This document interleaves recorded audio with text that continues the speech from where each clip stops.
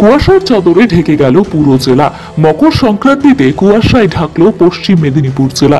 ঘন কুয়াশায় ঢাকা পশ্চিম মেদিনীপুর জেলা সহ খড়গপুর শহরও।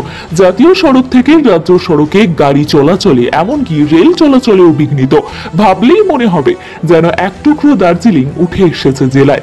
হু হু করে নামছে পারদ, যার জেরে ব্যাপক অস্বস্তিতে সাধারণ মানুষ। রাস্তায় গাড়ির চালকেরা জানান, ঘন কুয়াশার ফলে অসুবিধা হচ্ছে গাড়ি চালাতে হচ্ছে আন্দাজে এবং ধীর গতিতে। অসতর্কিতভাবে সামনে থেকে কেউ এলে যে কোনো সময় ঘটতে পারে বড় দুর্ঘটনা। অপরদিকে এই কনকনে শীত থেকে বাঁচার জন্য কোথাও আগুন জ্বালিয়ে ক্ষণিকের উষ্ণতা অনুভব করার প্রয়াস মানুষের। সেই সাথে ভিড় বাড়ছে চায়ের দোকানে।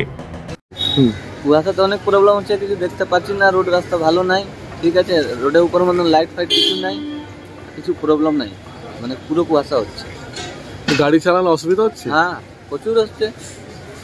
রাস্তা কি দেখা যাচ্ছে না? না, দেখা যাচ্ছে না, একটুখানি। রোডে চলুন, এখনই বসে পড়ে আপনাকে দেখাই দিচ্ছি। এইটুকু সামনের লোক দেখতে পাচ্ছে না। খড়গপুর চৌরঙ্গি কি আছে কিরকম কিছু বোঝা যাচ্ছে না। চৌরঙ্গিটা এই সামনে যে আছে না, ওটাই বোঝা যাচ্ছে না কিভাবে যাবে। আমরা জানি কি বাঁ দিকে যাবার আছে, এইভাবে আমরা বাঁ দিকে করে করে আসি, তারপরে আমরা টান নিয়ে যেতে পারছি। এবং দেখতেই পাবে না কোনো কিছু।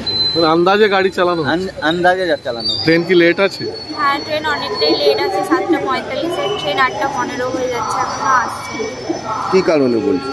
এই কুয়াশা, চারপাশে আজকে এতটাই ভারী কুয়াশা যে রাস্তাঘাট দেখা যাচ্ছে না। এমনি গাড়িতেও যাতায়াত করা কষ্ট হচ্ছে, ট্রেনও লেট হচ্ছে।